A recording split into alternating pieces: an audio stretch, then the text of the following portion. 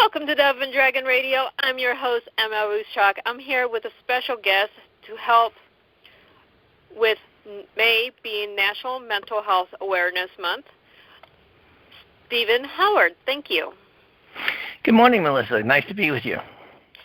Now, as we have a lot of mental health issues and we try to target these during the month of May, you work with dementia and Alzheimer's, correct?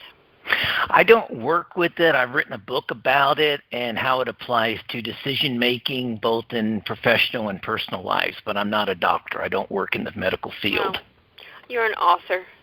Yeah. Authors sometimes do more research, I think, than doctors. Well, we probably have more time on our hands than doctors do, particularly right now. Very true. So what prompted you to write this book? Well, I was living overseas, and my father started having some early-stage Alzheimer's, so I came back to look after him, and as it got progressively worse, I decided to research how I could be a better caregiver for him. And then in his last few months, it started to hit me that maybe I need to think about it for myself. I wanted to see if there was a DNA component to it or genetic component to it, and the more I researched it, I realized it's really more of a lifestyle component, even though there is some DNA and genetic aspects to it. But many doctors are now calling Alzheimer's disease diabetes type 3. So it's something I want to learn for myself, and then I decide I really need to share it with other people.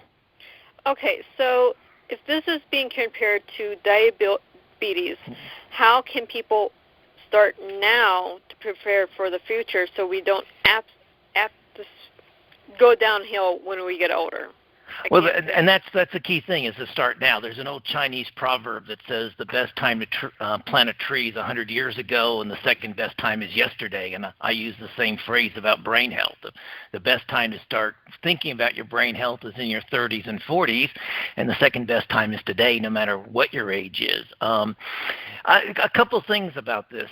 Obesity. Obesity directly impacts brain health. In fact, obesity in midlife being defined as your 40s and 50s, accelerates brain age by approximately 10 years, according to some research studies. So, if somebody is obese at the age of 50 or 55, effectively they have a brain that is similar to a 60 to 65-year-old. So weight and blood pressure are probably the two greatest things people need to work on first. Okay. Well, we always talk about health and wellness because this is a big thing right now with virus is wonderful for getting people to recognize health and wellness.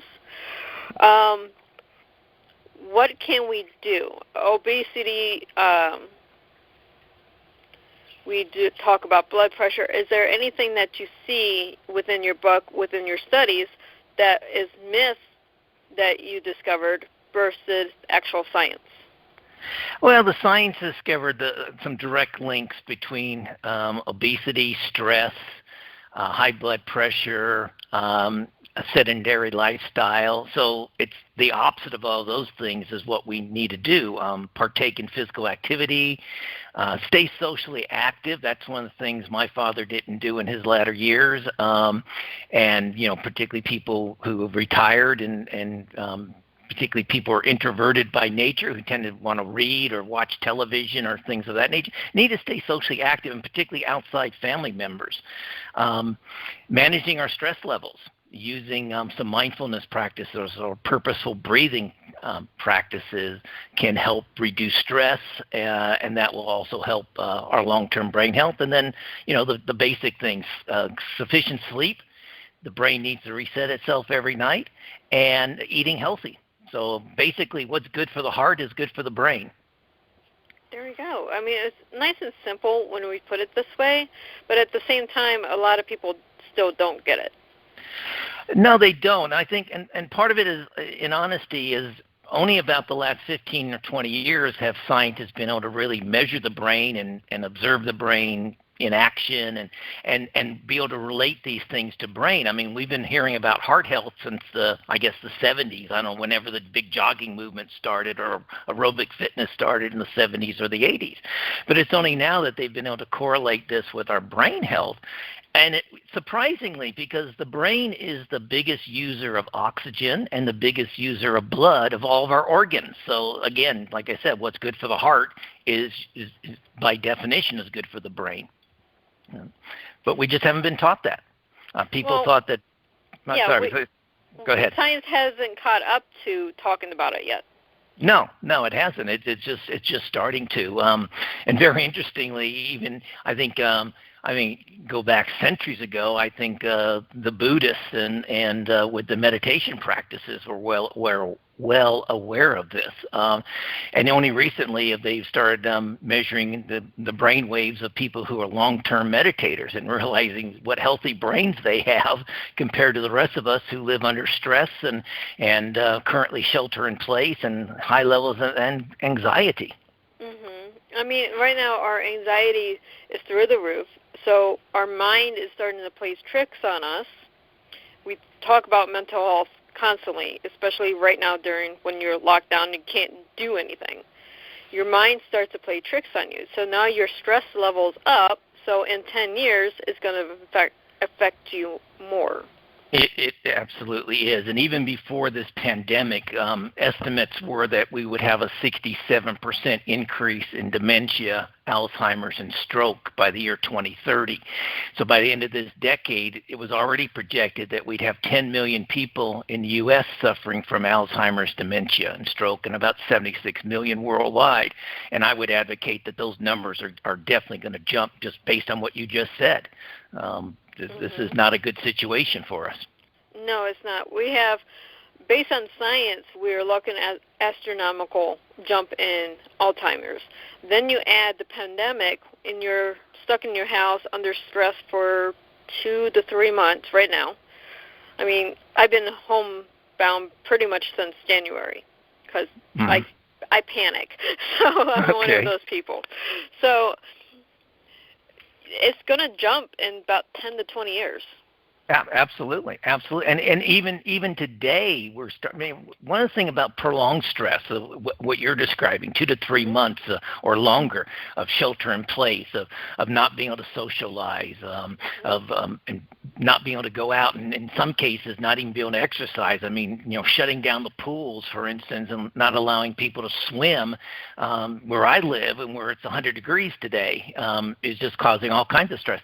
Prolonged stress causes a degeneration in the part of the brain that's responsible for self-control. So already we're reading about increased alcohol abuse, increased binge eating, and very unfortunately increased domestic abuse, whether that's spousal abuse, abuse of children, abuse of elderly. All that's happening right now, and you're absolutely right. It's only going to increase the longer we have to go through this current situation. Correct. That was the one fear was when this all shelter in place started was, okay, you have the stress on the domestic abuse because now you're making a bad situation twice as worse. And no one's going to be able to do anything because how many people, because this is a mental thing, when they're being abused, you don't call out for help. Exactly. And it is only going to get worse. And you add to that the availability of alcohol. I mean, I was in Mexico City the last 6 weeks, and interestingly, they've shut down beer production in Mexico, so they're starting to run out of beer, and for a few days at a time, they're shutting down liquor sales in some parts of the country.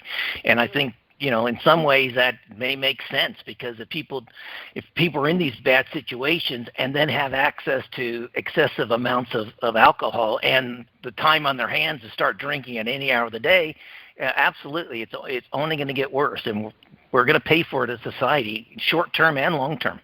Yeah, oh yes, that was the one thing I was worried about because I worry about abstract things. I don't worry about if this is affecting my life, how is it going to affect society?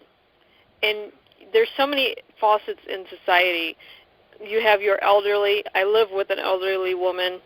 My grandmother, love her to death. But it's also, hey, she needs to be out. Well, do I get her out to socialize or do something that's not just sitting in the house? Exactly.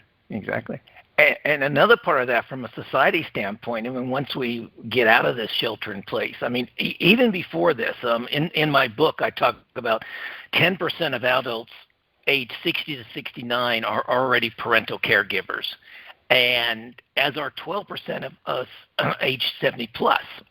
Mm-hmm.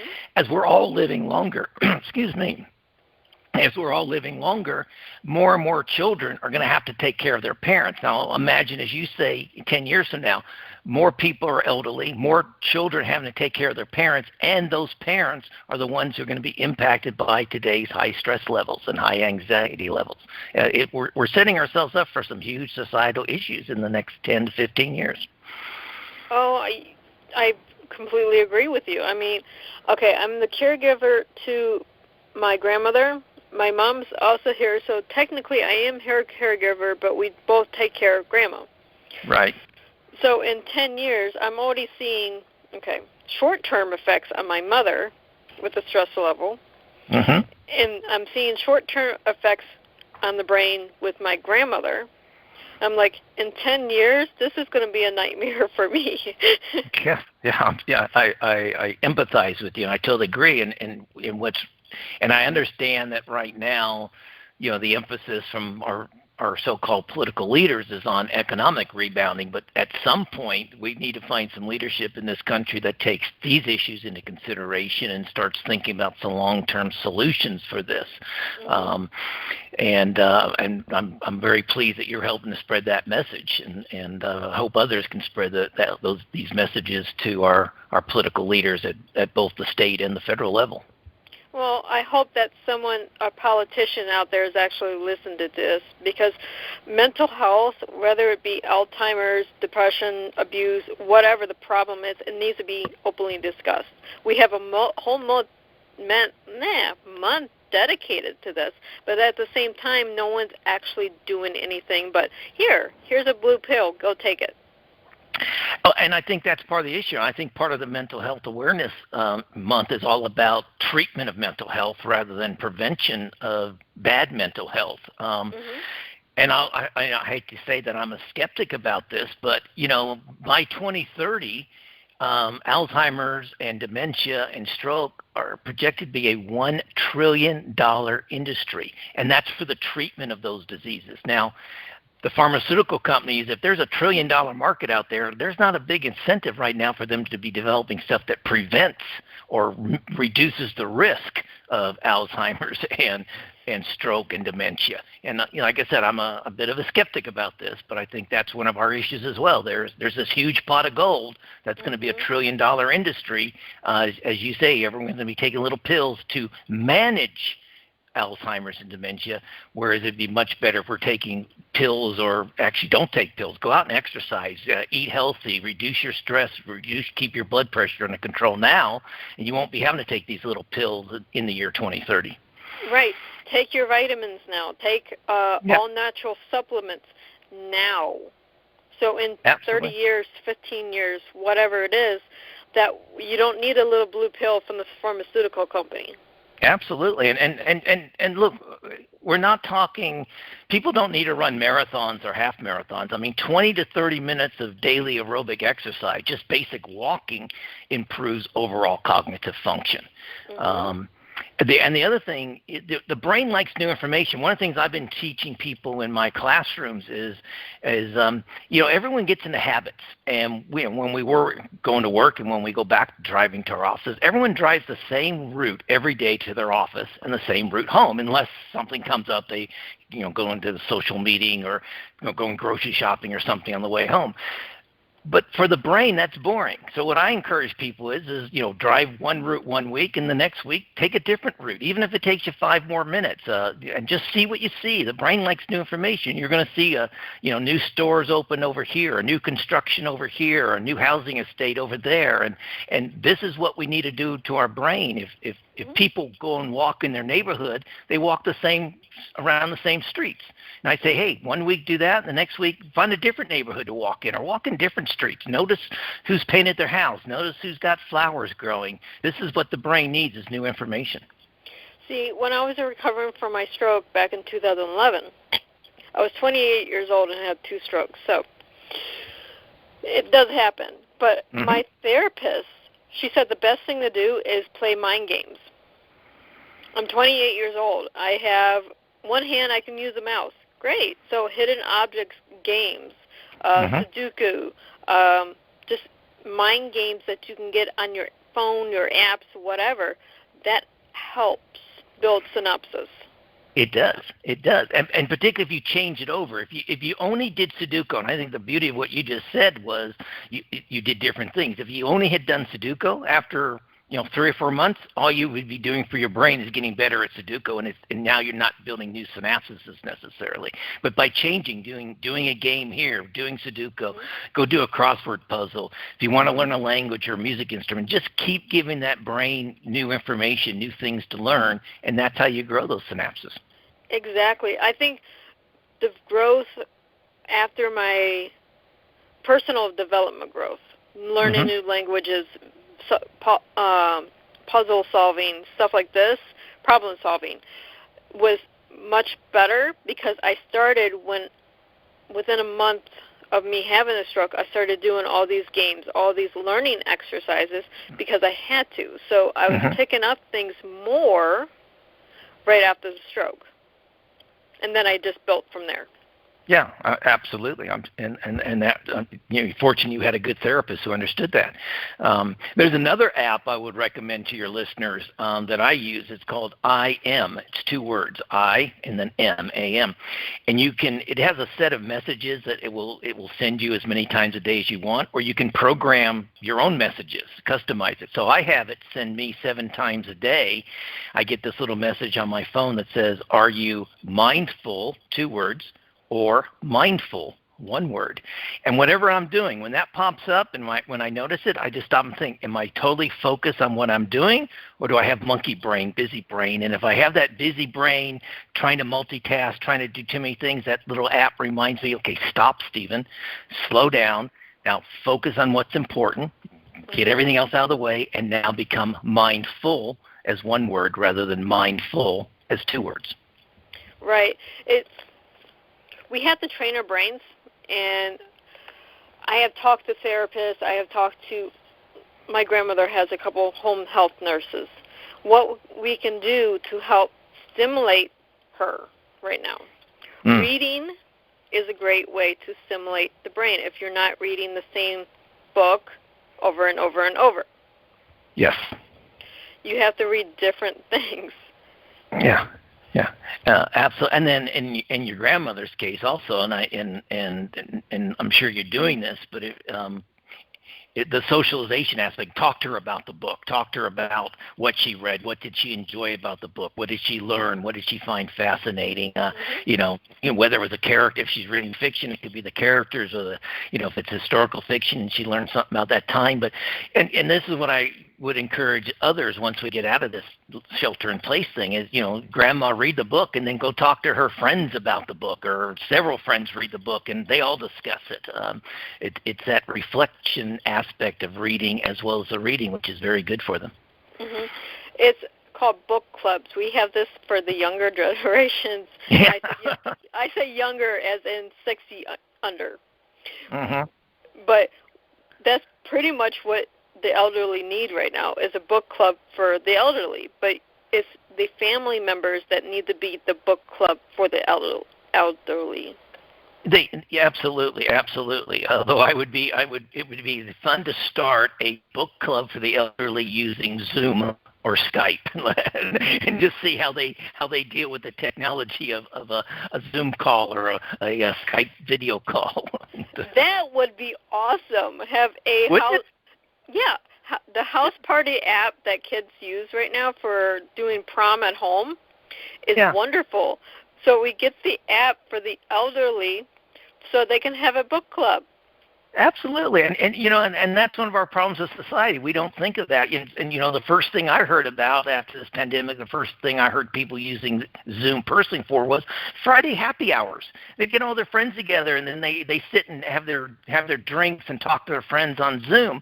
And I'm going, okay, well that's nice. That's socialization. That's good. But couldn't you turn that into more of an educational aspect or something for your brain rather than just sitting around having a few drinks and and a few laughs and complaining about the world. Right. Okay. I'm very into mindfulness and self-motivation stuff. If you listen to some of my other podcasts, you have to train yourself to do something motivational, to train your brain, to train your health, to train anything positive. Because if you're just sitting there with your friends on Zoom complaining about the weather, what are you doing? You're putting negative energy in there. What are you doing with negative energy? Telling your brain everything's negative. Absolutely. You know where I think the most negative energy is in the world right now? Facebook. Everyone's on Facebook complaining about something. They're either complaining about politicians, they're complaining about the lockdown issues, they're complaining that people aren't wearing masks. I mean, I've actually turned Facebook off, quite frankly. I've just found it soaking up too much of my positive energy and generating too much negative energy. Yes, I've actually had to learn Instagram just for the sheer fact you don't have the negativity of Facebook, and it's all pictures. Oh, nice. Maybe I'll switch over. Yeah, I can find 2,000 books to read within 30 seconds. Okay. I can find new ways to train my mind. If I Google on Instagram, I don't know Instagram search, or I don't know the proper terminology, but I can find all this positive stuff, and I'm not seeing a negative of Facebook. Well, I think you just convinced me to open up an Instagram account. And that's where this show actually airs as well, so that's always a positive thing. But at the same time, it's a little bit more social interaction because you have a picture, and most of the comments on that picture is positive. Good. So I'm getting the social interaction within 30 seconds that I can't find on Facebook because it's all negative stuff. Yeah. I understand that. Okay. Well, I'll have to join Instagram now. There's so many platforms out there for social interaction via the computer. It's tedious, but at the same time, it can be fun for a few moments. If you're just spending 8 hours on Instagram, it's going to get boring really quickly, and your mind's just going to be everywhere but that. Yeah, where it needs to be. Absolutely. So, other than this one book, what else have you written? Oh, well, I've written 20 books altogether, all nonfiction, mostly on marketing, leadership, professional development. And I've also written 9 books under a pseudonym on personal development. It's under the pseudonym is Project U. So it looks at personal development as we look in the workplace, like project work, project development. So it's called Project U, and there's 9 books in that series. So you have all these books out. Where can the listeners find you? Everything's on Amazon. Most of them are in both paperback and Kindle. Some of the older books are not in Kindle, but all the recent books, the leadership books, and the professional and personal development books are in both Kindle format and paperback. Awesome. And do you have a website or anywhere that listeners can connect with you directly? Yeah, they should connect with me through my business website, because when I'm not writing, I'm teaching leadership programs. So I have a website, is calienteleadership.com. So it's caliente, the Spanish word for hot, which is CALIENTE, leadership.com. And the reason it's Caliente Leadership is the second definition of caliente is passionate. So conversation, caliente, is a passionate conversation, and I'm very passionate about leadership. And I blog about these issues, particularly this month, the whole month of May, I'll be blogging about mental health issues, taking excerpts from the book and sharing other stuff that I've come across. So there's a blog on the website as well. And my email address and phone number are on the website as well. Awesome. Thank you so much for joining us today. I wish we had more time to talk, but thank you. This was a stimulating conversation and one that's much needed to be talked about with our politicians. Well, thank you very much. And if we want to have a conversation just about politicians, let's do it again. Sounds awesome. Thank you so much, and I'll talk to you again. Thank you very much. Have a great weekend.